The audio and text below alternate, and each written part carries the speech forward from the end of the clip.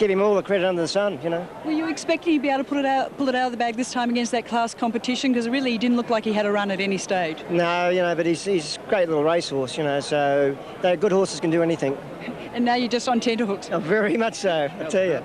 I tell you, it's pretty ordinary. OK, well, we're in participation here of what's going to happen, and we'll just have to wait and see. Yes. What do you think? Print. Yep, second developed print has been called for by the judge. Now, that is unprecedented. A second developed print. That means he's got the magnifying glass working overtime. Nobody knows. 9 got it. Pharaoh. Number 9, Pharaoh, on the outside, has won the Doncaster, ridden by Gavin Eads. Trained by Gay Waterhouse. She's had the horse for 2 weeks. 4, I beg your pardon.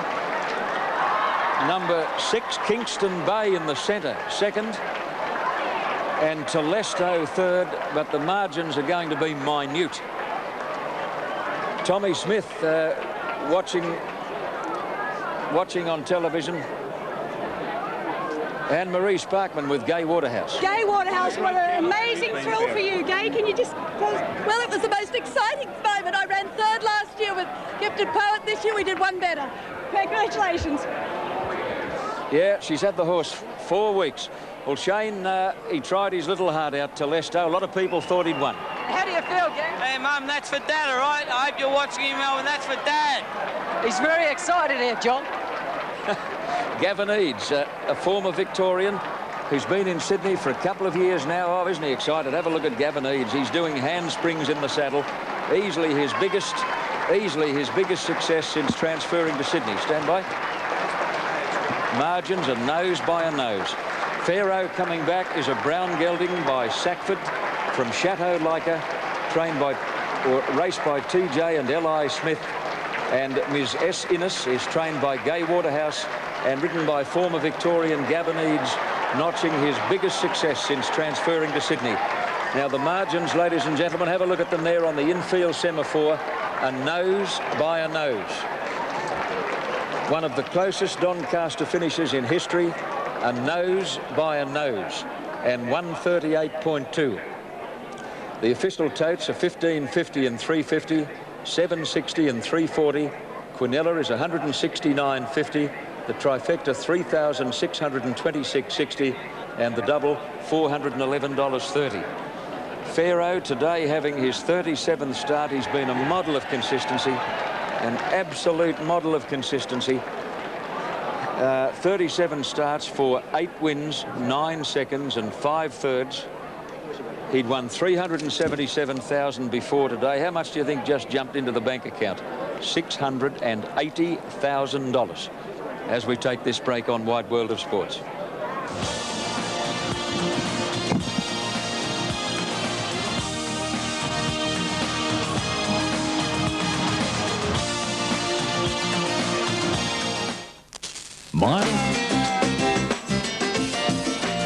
What a fantastic race we have just seen at Doncaster. It was absolute magic. The winning connection there, you can see the Pharaoh just got in by a nose. They weren't quite sure at that particular stage.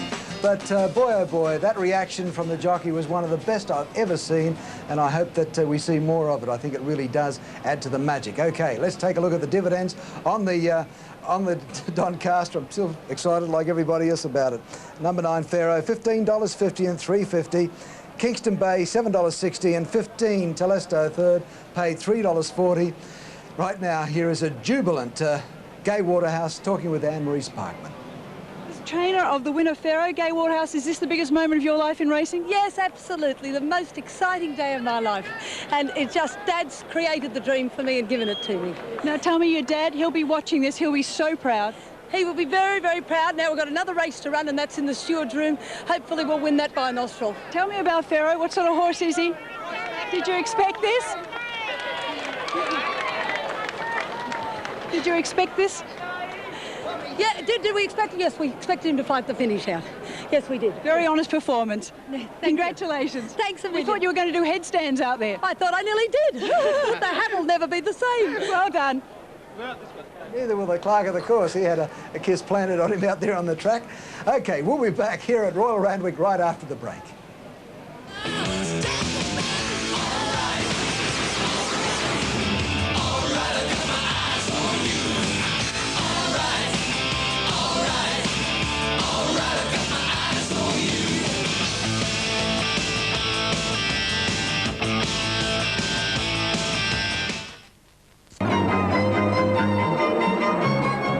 2 minutes to the second leg of the Daily Double in Melbourne. I'm having my $10 on TAB number 1, Sent Away. He's at 7-2. Prince Omenium at 20. Shortcut 11-1. Brosberg 7. Going Over is a scratching. 8 Palace Symphony. 11 Better Mill. 10 Windward Bay. 5 the Sydney side of Yucatan. Canopy is out. 14 Benbara King. 25 Starfleet Command. 66 Randall. 125 Lance McCarthy. And 40-1 Canetto Bay. Sterlo, what are you and Fatty investing on? Oh, for no reason at all, Ken. I'm going number 8 Windward Bay, $10 straight out. I'm struggling at the moment. I need a big winner. Paul? Number 3 Shortcut. That was short and this is called the Quick Ease Stakes. It's very well named, Tappy. You reckon you'll need a pack a day shortly, Sterlo? I need some now. They do have a soothing effect. The Quick Ease Welter, 1,400 metres, and there we are live at Caulfield. They're about to be called up. Sent Away needs it a lot further. This is only his second run back from a long spell. He ran in all of the long-distance races last spring, races like the Moonee Valley Cup and the Dalgety. And, yes, he wants it a hell of a lot further, Sent Away, so I wouldn't be expecting to see him. One of the boys from the judges' box has just shown me a print or a copy of the developed print of the finish of the Doncaster. I suppose if you had to estimate the actual winning margin, and I use imperial language, half an inch would be my estimate. OK, a very excited jockey, Gavin Eads, about to receive his part of the trophy, and here is victorious Doncaster jockey Gavin Eads. Ladies and gentlemen, well, where can I start? I'd firstly like to thank TJ. What a man, and what colours. This is my first Group 1. He probably should have won by a couple of lengths, the horse. I had nightmares on the turn. There was a lot of movement in front of me, and I didn't know what to do. I thought I'll just be patient and just try and do my best. I'd love to thank Miss Gay Waterhouse and Mrs. Smith, who are both here today, and the owners for entrusting me for a ride. And very much like to thank my mum back in Melbourne. Mum, if you want to jump on a plane, please come up tonight. Thank you very much, ladies and gentlemen, for coming today and watching a Doncaster winner. Ah, gee, a highly emotional Gavin Eads, and that will certainly seal his future in Sydney racing. OK, there's the starter striding boldly to his rostrum to dispatch the field in race 7 at Caulfield, the Quick Ease Welter.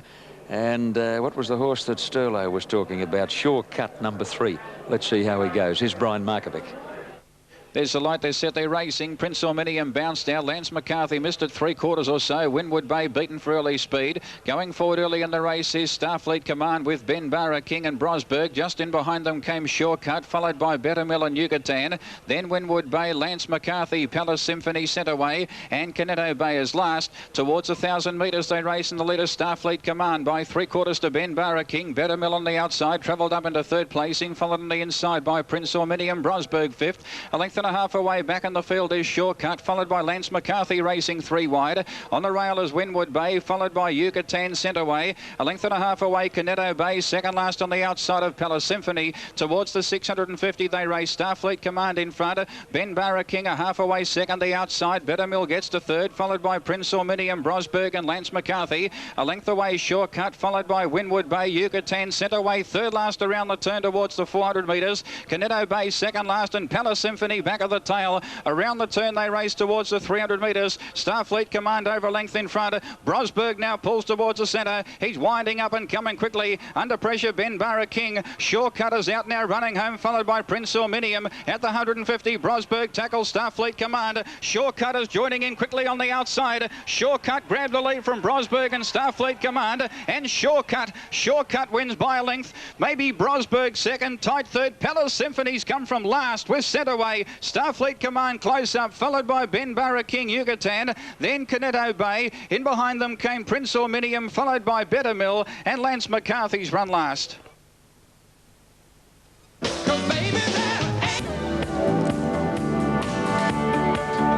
Well, what a moment and what a race. A nose by a nose. Gay Waterhouse, fantastic. She was very excited, lady, the jockey too. He was absolutely over the moon, a very emotional moment.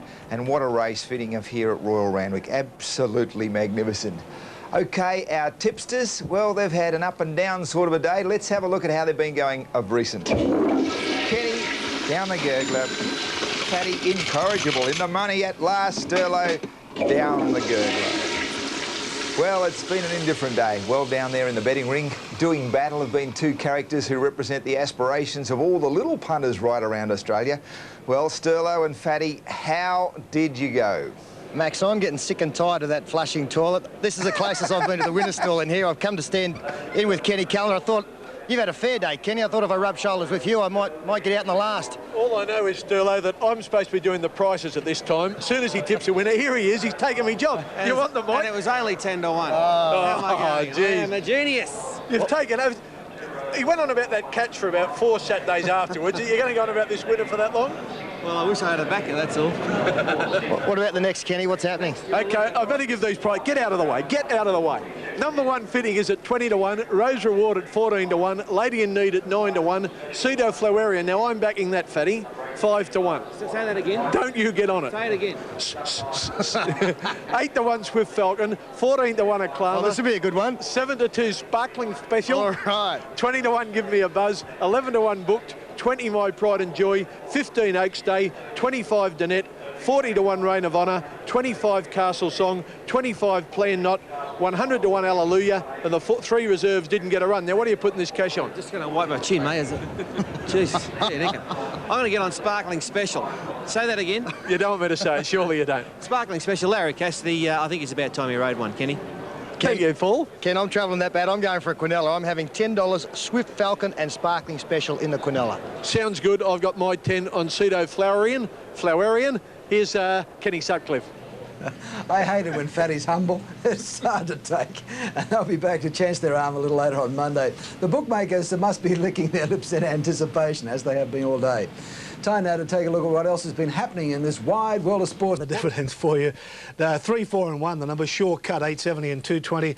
4, Brosberg, 2.20. And Centreway, third, $1.60. OK, Max, what did you think of that last commercial on a scale of 1 to 10?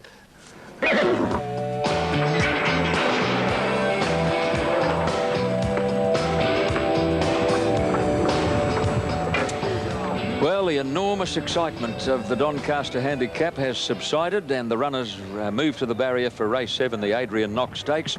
And punters, typical of their breed, have immediately dismissed the Doncaster and are getting on with the job of picking the next winner. We've seen several replays of the Doncaster finish, and believe you me, I doubt if we've ever seen a tighter finish in a major race at Royal Randwick. It was a real rib tickler, and most agree that the unofficial winning estimate would be about ½ an inch in the old language. There's Oaks Day in the 2 greens, pale green and dark green quarters. That filly ran second as a maiden in the Victorian Oaks last year to Arborea. And Ken, I've got news for you, son. She's still a maiden. And the way she's racing, she's likely to stay a maiden for a while, John. Yep, I reckon the margin was 1 centimetre by 1 centimetre in the Doncaster. And what a thrill. I've never seen a jockey half as excited as Gavin Eads. We all agree down here in the press area that we've never seen a jockey run from dismounting to the weigh-in area before. And he sure did. He yelled out number 1, and it was his first Group 1 win. And it's great. It added so much emotion to the whole occasion. And I reckon that, well, good luck to you, Gavin Eads. The way you enjoyed that, I think there'll be more Group 1 wins coming up. Number 1 fitting is at 20 to 1. Rose Reward at 12 to 1. Lady in Need at 9 to 1. The horse I'm on, Pseudo Flowerian, is in now to just over 4 to 1. About 5.30, 5.20 at the moment. Swift Falcon at 8 to 1. Sterlo's got that in the Quinella. Acclama is at 14 to 1. Sparkling Special is also into 3 to 1. Give Me a Buzz at 20 to 1. Booked 10 to 1. My Pride and Joy 25. Oaks Day 15. Donette 30. Reign of Honour 40. Castle Song 25. Plan Not 25. Hallelujah is a roughie of the field at 100 to 1. And Cloud Mistress, Haley's Bell and Miss Mirari, the 3 reserves, were not required. OK, horses are milling over behind the 2,000 metre start. They've got just under a lap of historic Randwick to go here. And, well, it's a great guide to next week's AJC Oaks, which, of course, is over 400 metres longer. It's the Derby for fillies, actually, the Oaks. It's set weights, 2,400 metres over the Derby course, but it's restricted to fillies. And what some great champs have won that over recent years. And whoever wins this will be right in the firing line. Shane, anything catches your eye, particularly in this race? Yeah, I like Rose Reward. I know she ran no good the other day, but she looks very, very good around here. She's very relaxed. The only thing is, Ken, she's going to get back a long way. Centre Fleury and the favourite, she's very relaxed and she looks good also. Another one, Lady in Need. She's going to race up on the pace. She looks good. I've been riding her, and she's very ready to win, and she does like it with the sting out of the track. Lady in Need, eh? Shane, just digressing slightly, Telesto, I reckon you'd love to have been on him, taking nothing away from Brian York. No, Brian rode him good, but I would have loved to have been on him. Actually, I've got Gavin right here, if I can get to him. Yeah, sure, go over and see, if he's quieting down. He's quieting down. Now, you settled down a bit now, Gav. Yeah, I'm riding for Jack Denham. I've got to settle down, mate. Can you win this race like you did the last one? Well, she's got a lot of weight, this filly, 57.5, and I've got the outside barrier. She's going to be a good chance, but she's going to need a bit of luck in that. If you win this, Gav, will you run to the scales like the last race? No, nothing as good as those Group 1s, you know that. They're the best, aren't they, mate? The thing about this race, Ken, is it's good to draw in because you only got 100 metres to the first turn, and it helps a lot. And if you're drawn out wide, as Gavin said, you get caught 4 or 5 wide, it's very hard to win. Shane, there's still an inquiry going on to that interference at the winning post the first time in the AJC Derby, which was 3 races ago, and I think Greg Hall's been queried a few times about his ride and how he crossed over on the favourite Mahogany, but we'll hear more of that later in the day. Well, that's what I said before the start, Ken. It's very vital in these big races to get close to the fence. Greg knew if he was caught 3 or 4 deep or whatever, he was going to be in trouble on Mahogany. I never saw the interference because I haven't seen the replay. I've been on the horse. But you just got to get near the fence, otherwise you don't win big races. OK, well, they're all in, Shane. Thanks for those comments. Here's John Tapp. Righto, Ken, the fillies are moving in quickly for the Adrian Knox Stakes. This is named after Sir Adrian Knox, who served on the AJC committee from 1896 to 1919, and he was actually chairman between 1906 and 1919. And he was later elevated to the High Court as Chief Justice. Great racing man, Sir Adrian Knox, this race named in his honour. And he was the gentleman who first registered the colours green and white hoops and a red cap, which were later taken over by Sir Frank Packer and were utilised today by Kerry Packer on Mahogany in the AJC Derby. Now waiting on Reign of Honour and Acclamar to move up, and they'll be all set and ready. Alleluia stands well, so does Fitting. Lovely quote there from Gavin Eads when Shane Dye asked Gavin had he settled down after the Doncaster. Gavin said, yep, I got to settle down, son. I'm riding one for Jack Denham in this race. Jack doesn't hold with all that excitement business. He likes straight out, straight-faced, get on with the job. Now, Cito Flowerian, the inside runner, and the starter, Billy Cooper, is about to release the field in the Adrian Knox. Castle Song Fidgety wants to lay back a bit. Booked is facing up well. They're off in the Adrian Knox. Cito Flowerian is about the first out. Sparkling Special began well. So did Lady in Need and Give Me a Buzz. Oaks Day dropping onto the fence, and look at Acclamar zooming over from an outside gate. Lady in Need pulling hard is headed by Acclamar. Donette is in third place, followed by Cito Flowerian, who's in a good forward spot. Give Me a Buzz won't settle. She's ripping and reefing. At the head of the others, Plan Not a bit deep around the first turn, followed by My Pride and Joy 3 wide. Sparkling Special gets into a good spot, one off the fence on the outside of Oaks Day, and then Booked and Rose Reward, Swift Falcon, Alleluia, followed by Castle Song and Fitting, and Reign of Honour last as they head to the back. Acclamar no sooner got to the lead than she was headed off by My Pride and Joy going fast. My Pride and Joy raced to the lead down the back from Acclamar. Donette is in third place, Lady in Need fourth, pulling a bit, followed by Give Me a Buzz, and then Cito Flowerian with Plan Not travelling 3 deep. At the head of the others then came Oaks Day on the inside of Sparkling Special, a length to Rose Reward, then Booked and Swift Falcon, followed by Alleluia, Castle Song and Fitting, and Reign of Honour back at the tail of the field as they go to the top turn, and My Pride and Joy is a mile in front, led by 3.5 to Acclamar. The saddle has shifted on Acclamar. In third place, Lady in Need on the inside of Donette, 2 to Cito Flowerian, followed by Give Me a Buzz, and then Plan Not, Oaks Day. Sparkling Special about 8 off the lead as they go by the 800 mark. Out deep is Rose Reward, and then Booked and Swift Falcon, followed by Alleluia, Castle Song and Fitting, and last of all, Reign of Honour. To the 600 mark as they near the turn. My Pride and Joy coming back, led nearly a length to Lady in Need. Acclamar on the fence, Donette 3 and 4 deep. Cito Flowerian is now under pressure, followed by Plan Not, Give Me a Buzz. Further back, Oaks Day, and Sparkling Special is pulled to the extreme outside, but she'll want to shake a leg. She's still about 5 off the lead, but is starting to wind up, and going with her is Reign of Honour. Acclamar darted to the lead at the 200. Cito Flowerian coming again, grabs the lead now. Cito Flowerian goes to the lead from Acclamar. Donette is running on. Sparkling Special and Booked is coming home well, but Cedo Flowerian dash clear. Booked is pulling plenty off her in the last little bit, but Cedo Flowerian will hang on and win. Cedo Flowerian 1.5 length to Booked, and Oaks Day got along the fence to be third, followed by Sparkling Special, Castle Song, then Donette. Aklamar weakened after getting to the lead in the straight from Plan Not, Reign of Honour, Rose Reward, Swift Falcon, My Pride and Joy, Give Me a Buzz, Alleluia, Lady in Need knocked up to run second last and fitting under the big weighters. Last of all in... And that's a good one for me, God bless her. Cedo Flowerian, ridden by Rodney Quinn, dashes to the lead there, goes past Aklamar in the yellow cap, and it's left to Booked in the cerise, the pinky colours, to come out after her. She pulled a lot of ground off her, as John said, but she was never going to quite catch her. And there you see Booked coming into view there now, but Cedo Flowerian has held her at bay and won by approximately a length right on the post. Beautifully ridden by Rodney Quinn. 5.30 a win, 2.40 a place. Here's Kenny Sutcliffe. Thank you, Ken. A wonderful afternoon of racing. Now, with some of the leading lights from last year falling by